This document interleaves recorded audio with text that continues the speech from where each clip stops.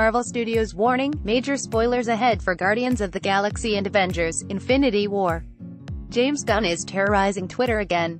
The director and co-writer of the Guardians of the Galaxy movies is an active participant on the social media platform, and he frequently interacts with fans, sometimes to their dismay.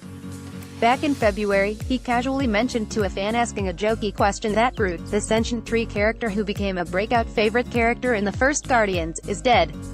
In the film, Groot is shattered while saving his friends, but his partner Rocket plants a piece of him which grows into a cute infant version of Groot.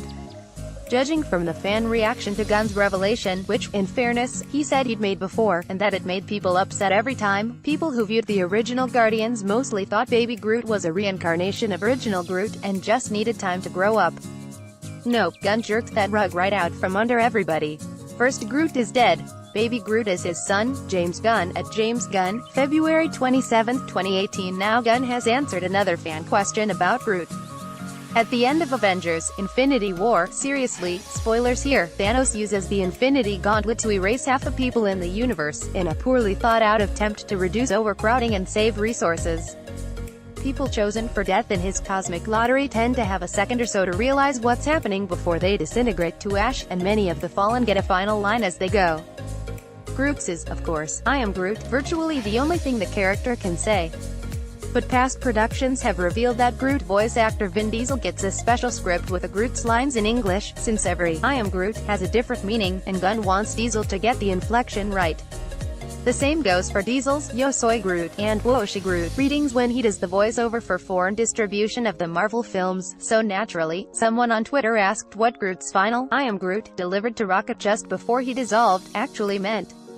And Gunn, mercilessly, answered, "Spoiler, dead." James Gunn, at James Gunn, May 6, 2018. Given that original Groot, who was mostly Rocket's partner, even if he sometimes seemed a little dim, is dead, and the latest Groot grew up from tree infancy with Rocket as his, well, guardian, it makes logical sense that he'd see Rocket as a parental figure rather than an equal. Given that, as of the end of Guardians of the Galaxy 2, and throughout Infinity War, he's an irascible, video game-obsessed, bored with everything teenager, it also makes sense that he wouldn't show much obvious parental deference for Rocket, and that viewers would have no way of knowing he saw Rocket as his father. In the movies, Peter Quill seems to be taking on much more of that role, by asking Groot to clean up his room and rating him for "I am Groot" profanity, but in that last moment, of course he'd reach out for comfort to the only parent he's known, just as Spider-Man, Tom Holland, reaches out to Iron Man, the closest thing to an adult present as Spider-Man is dissolving. Naturally, viewers are finding this reveal emotionally devastating. "I'm sorry," Gunn told one horrified Twitterer.